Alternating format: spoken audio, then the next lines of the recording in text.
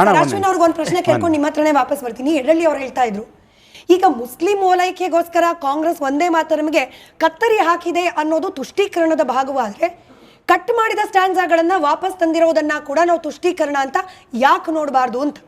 ಹಾಗೆ ನೀವೊಂದು ಮಾತು ಹೇಳಿದ್ರಿ, ಇತಿಹಾಸನ ತಿಳ್ಕೊಬೇಕು. ಖಂಡಿತ ಇತಿಹಾಸ ತಿಳ್ಕೊಂಡವರೇ ಮುಂದಕ್ಕೆ ಪ್ರಬುದ್ಧರಾಗಿ ಆಗಿರಲಿಕ್ಕೆ ಚಾನ್ಸ್ ಇರೋದು. ನಮ್ಮ ದೇಶ ಈಗಿತ್ತು, ಈಗ ಬಂತು, ಈಗ ಮುಂದೆ ಈ ರೀತಿ ಇದೆ ಅಂದಾಗ ಯುರೋಪ್ ದೇಶಗಳಲ್ಲಿ ನೋಡಿ, ಇತಿಹಾಸ ತಿಳ್ಕೊಳ್ಳಿ ಅಂತ ರೋಡು ರಸ್ತೆಗಳಲ್ಲಿ ಅವ್ರವ್ರದ್ದೇ ಒಂದು ಇತಿಹಾಸದ ಇದನ್ನ ತೆರಲಿಕ್ಕೆ ಅದು ಸ್ತಂಭಗಳು ಕಟ್ಟೋದಾಗಲಿ, ವಿಗ್ರಹಗಳು ಮಾಡೋದಾಗಲಿ, ಸ್ಟ್ಯಾಚ್ಯೂಗಳು ಮಾಡೋದಾಗಲಿ ಮಾಡ್ತಾಯಿದ್ರು. ಇತಿಹಾಸ ತಿಳ್ಕೊಬೇಕು ಯಾವಾಗಲೂ.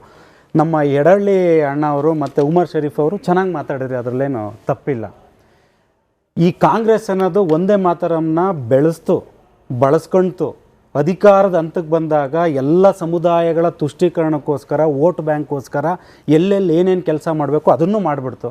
ಇವತ್ತು ನೀವಿಬ್ಬರು ಮಾತಾಡ್ತಿದ್ದೀರಾ, ನಿಜವಾಗ್ಲೂ ನೀವುಗಳು ಮಾತಾಡ್ತಿರೋದನ್ನ ಇವತ್ತು ಕಾಂಗ್ರೆಸ್ ಅವರು ಬಂದು ಈ ಡಿಬೇಟಲ್ಲಿ ಭಾಗವಹಿಸಿ ನೀವೊಂದು ಮಾತು ಹೇಳಿದ್ರಿ, ಅವಾಗಲೇ ಎಲ್ಲರೂ ಪರವಾಗಿ ನಾವು ಇರ್ತೀವಿ, ತುಷ್ಟೀಕರಣ ಆಗ್ಲಿಕ್ಕೆ ಬಿಡಲ್ಲ ಅಂತ ಅವ್ರು ಹೇಳ್ಬೋದಾಗಿತ್ತು.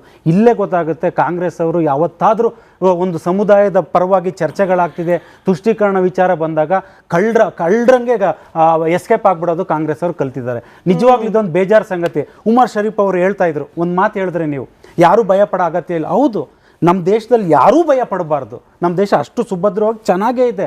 ಸುಮ್ಮನೆ ಕೆಲಸಕ್ಕೆ ಬರ್ದೇ ಇರೋರು ಬೇರೆ ದೇಶಗಳಿಗೆ ಹೋಗಿ ನಮ್ಮಲ್ಲಿ ಡೆಮಾಕ್ರಸಿ ಅಂಡರ್ ಥ್ರೆಟ್ ಅನ್ನೋದು, ಕಾನ್ಸ್ಟಿಟ್ಯೂಷನ್ನ ಕೊಲ್ಲಲಾಗ್ತಿದೆ ಅಂತ ಹೇಳ್ಕೊಂಡು ಬರ್ತಾರೋ ಹೊರತು, ನಮ್ಮ ದೇಶ ಅಂತ ಬಂದಾಗ ನಾವೆಲ್ಲರೂ ಚೆನ್ನಾಗಿದ್ದೀವಿ. ಇದನ್ನು ಕಾಂಗ್ರೆಸ್ ಅವ್ರು ಬಂದು ಹೇಳ್ಬೋದಿತ್ತಲ್ಲ ಭಯ ಅವ್ರಿಗೆ.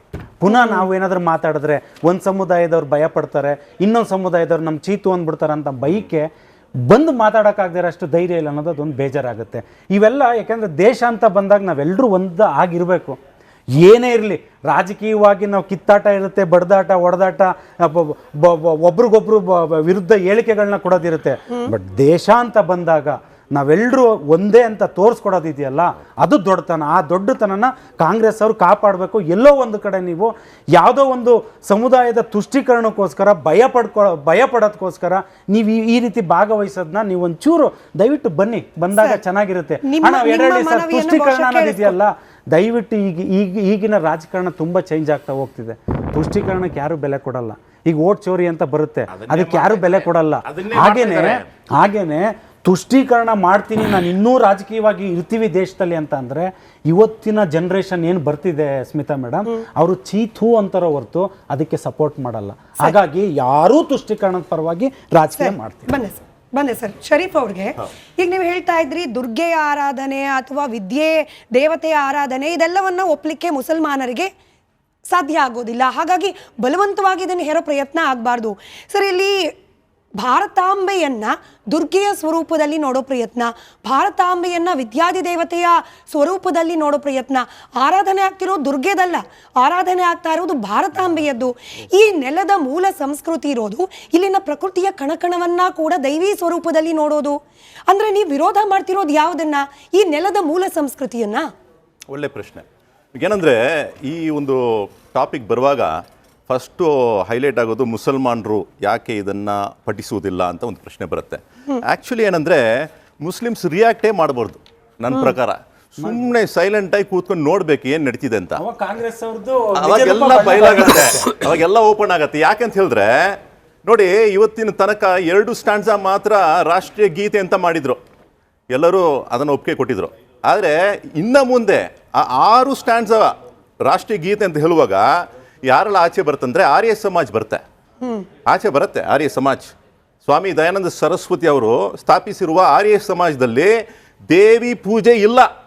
ಅದರ ನಂತರ ಬ್ರಹ್ಮೋ ಸಮಾಜ್ ಬರುತ್ತೆ. ಯಾರು? ರಾಜಾರಾಮ್ ಮೋಹನ್ ರಾಯ್ ಅವರು ಸ್ಥಾಪಿಸಿರುವ ಬ್ರಹ್ಮ ಸಮಾಜದವರು ಕೂಡ ಆಚೆ ಬರ್ತಾರೆ. ಅದರ ನಂತರ ಲಿಂಗಾಯತರು ಕೂಡ ದೇವಿ ಪೂಜೆ ಮಾಡೋದಿಲ್ಲ. ಮತ್ತೆ ವೈಷ್ಣವರು ಧೈರ್ಯ ಬೇಕು ಸ್ವಾಮಿ. ವೈಷ್ಣವರು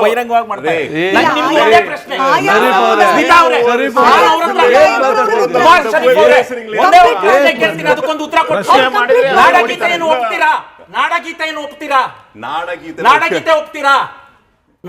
ಒಪ್ತೀರಾ? ಕರ್ನಾಟಕದ ನಾಡಗೀತೆಯನ್ನ ಒಪ್ತೀರಾ? ಒಪ್ಪಿಗೆ ಕೊಡ್ತೀವಿ ಸ್ವಾಮಿ.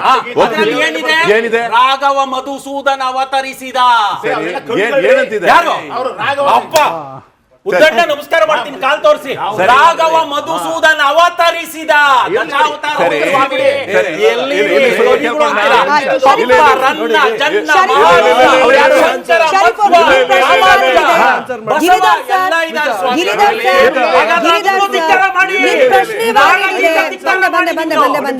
ಗಿರಿಧರ್ ಸರ್ ನಿಮ್ ಪ್ರಶ್ನೆ ವ್ಯಾಲಿಡ್ ಇದೆ, ಅವ್ರು ಉತ್ತರ ಕೊಡ್ಲಿ.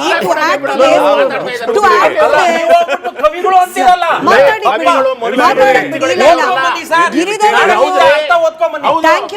ಸರ್ ಕೇಳಿದ ಪ್ರಶ್ನೆ ವ್ಯಾಲಿಡ್ ಇದೆ. ಶರೀಫ್ ಸರ್, ನಾಡಗೀತೆಯಲ್ಲೂ ಕೂಡ ಭಾರತ ಜನನೀಯ ತನುಜಾತೆ, ಭಾರತ ಜನನೀಯ ತನುಜಾತಿಯನ್ನ ಆರಾಧಿಸ್ಲಿಕ್ಕೆ ಒಪ್ಪಿಗೆ ಇರೋರಿಗೆ ಭಾರತಾಂಬೆಯನ್ನು ದುರ್ಗೆ ಸ್ವರೂಪದಲ್ಲಿ ಒಪ್ಲಿಕ್ಕೆ ಆಗ್ತಾರೆ. ಒಂದು ವಿಷಯ ನೋಡಿ, ನಾವು ಏನಂದ್ರೆ ಎಲ್ಲರೂ ಅವರವರಿಗೆ ಇಷ್ಟಪಡುವಂತಹ ರೀತಿಯಲ್ಲಿ ಅವರು ಗೌರವಿಸಬೇಕಾಗಿರುವ ದೇವತೆಗಳನ್ನ ಅವರು ಗೌರವಿಸೋದ್ರಲ್ಲಿ ನಮ್ಗೇನೋ ತೊಂದರೆ ಇಲ್ಲ. ನೀವು ದೇವತೆಗಳನ್ನ ಪೂಜೆ ಮಾಡ್ಕೊಳ್ಳಿ, ಇಲ್ಲ ಅನೇಕ ದೇವರನ್ನ ಆರಾಧನೆ ಮಾಡ್ಕೊಳ್ಳಿ, ಅದರಲ್ಲಿ ನಾವೇನು ಬಂದ್ಬಿಟ್ಟು ನೂಸ್ಕೊಂಡು ನೀವು ಏನಕ್ಕೆ ಇದೆಲ್ಲ ಮಾಡ್ತೀರಾ ಅಂತ ನಾವು ಕೇಳಕ್ಕೆ ಹೋಗೋದಿಲ್ಲ. ಸೊ ಹಾಗಾಗಿ ನಮ್ಮನ್ನ ಬಲವಂತಪಡಿಸಿ ನೀವು ಕೂಡ ಅದನ್ನ ಗೌರವಿಸಬೇಕು ಅಂತ ಹೇಳುವಾಗ ನಾವು ಹೇಳ್ಕೊಳ್ತೀವಿ, ನೋಡಪ್ಪ ಕಾನ್ಸ್ಟಿಟ್ಯೂಷನ್ ಅಲ್ಲಿ ಹಂಗಿಲ್ಲ ಅಲ್ವಾ, ಆರ್ಟಿಕಲ್ 25 ಹಂಗೆ ಹೇಳ್ತಿಲ್ಲಲ್ವಾ, ಅದೇನು ಆರ್ಟಿಕಲ್ 19(1)A ನಲ್ಲಿ ಕೂಡ ಹಂಗಿಲ್ಲ. ಮತ್ತೆ ಜುಡಿಷಿಯಲ್ ಪ್ರೆಸಿಡೆಂಟ್ ಕೊಟ್ಟಿಲ್ಲ ಆಗಿದೆ. ಜುಡಿಷಿಯಲ್ ಪ್ರೆಸಿಡೆಂಟ್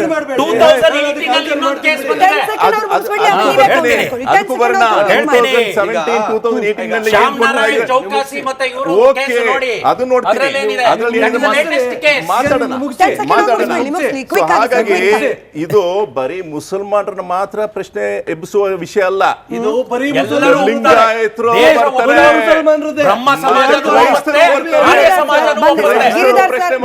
ಕ್ರೈಸ್ತರು ಪ್ರಶ್ನೆ ಮಾಡ್ತಾರೆ, ಯಹೂದಿಗಳು ಪ್ರಶ್ನೆ ಮಾಡ್ತಾರೆ. ಗಿರಿಧರ್ ಸರ್, ಕಡ್ಡಾಯ ಮಾಡಿ ಬಲವಂತವಾಗಿ ರಾಷ್ಟ್ರಭಕ್ತಿಯನ್ನ ಅಥವಾ ಭಾರತದ ಕಡೆಗೆ ದೈವಿ ಸ್ವರೂಪದಲ್ಲಿ ಆರಾಧನೆಯ ಭಾವವನ್ನ ಮೂಡಿಸುವ ಅವಶ್ಯಕತೆ ಏನಿದೆ ಇವ್ರ ಪ್ರಕಾರ?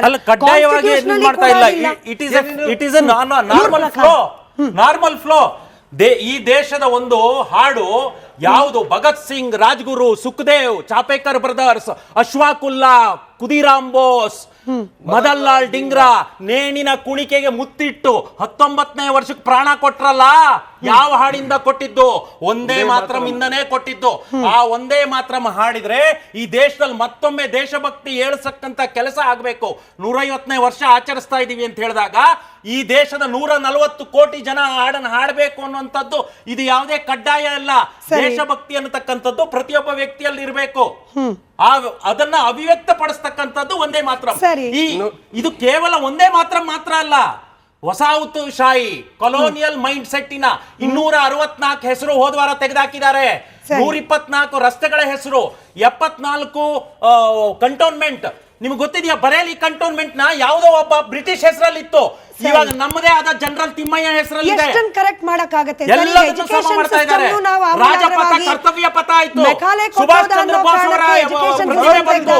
ಕೇವಲ ಒಂದೇ ಮಾತ್ರಮಲ್ಲ, ನಾವು ಭೌತಿಕವಾದಂತಹ ಗುಲಾಮಗಿರಿಯಿಂದ ಹೊರಗೆ ಬಂದ್ವಿ, ಮಾನಸಿಕ ಗುಲಾಮಗಿರಿಯಿಂದ ಹೊರಬರುವ ಕೆಲಸ ಈಗ ಆಗ್ತಾ ಇದೆ. ಕ್ಷಮೆಯಲ್ಲಿ ವಿಕಾಸ್ ಪುತ್ತೂರ್ ಅವರು ಅವರು ಮಾತನಾಡ್ತಾ ಆರ್ಯ ಸಮಾಜ, ಲಿಂಗಾಯತ ಧರ್ಮ ಅವರಿಗೆ ಯಾವುದೇ ರೀತಿಯಲ್ಲಿ ಸಂಬಂಧ ಇಲ್ಲದೆ ಇರ್ತಕ್ಕಂಥದ್ದನ್ನೆಲ್ಲ ತಂದ್ರು.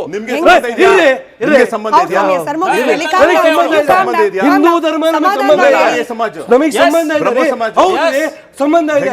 ಈ ದೇಶದಲ್ಲಿ ಹುಟ್ಟಿರ್ತಕ್ಕಂಥ ಎಲ್ಲ ಮತ ಧರ್ಮಗಳು ನಮಗೆ ಸಂಬಂಧ ಇದೆ, ನಮಗೆ ಸಂಬಂಧ ಇದೆ. ಅರ್ಥ ಆಯ್ತಲ್ಲ? ನಿಮ್ಗೆ ಮಾತ್ರ ಸಂಬಂಧ ಇದೆಯಾ? ನೀವು ಸಂಬಂಧ ಇಲ್ಲ. ನೀವು ಮಾತಾಡ್ಬೋದು, ನಾವು ಮಾತಾಡೋದಿಲ್ಲ. ಮಾತಾಡಕ್ಕೆ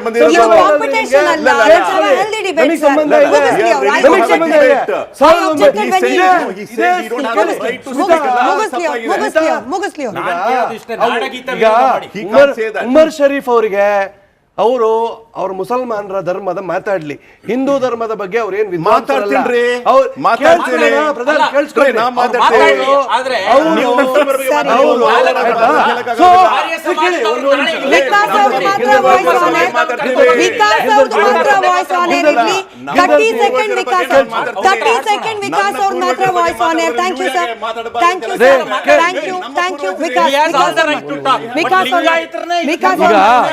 ಒಂದ್ ನಿಮಿಷ ಒಂದ್ ನಿಮಿಷ ನಾವು ಮಾತಾಡಕ್ಕೆ ನಮ್ಗೆ ನೀವೇನ್ ಹಿಂದೂ DNA ಒಳಗಿದ್ರೆ ಕಂಟಿನ್ಯೂ ನೀವು ಈ ರೀತಿ ಮಾತಾಡ್ತಾ ಇರ್ಲಿಲ್ಲ. ವಿಷಯಕ್ಕೆ ಬನ್ನಿ ಒಂದೇ ವಿಕಾಸ್ ಮಾತ್ರ ಅವರೇ. ವಿರುದ್ಧ ಮಾಡ್ತಾ ವಿಷಯಕ್ಕೆ ಇರಲಿಲ್ಲ. ಬನ್ನಿ ವಿಕಾಸ್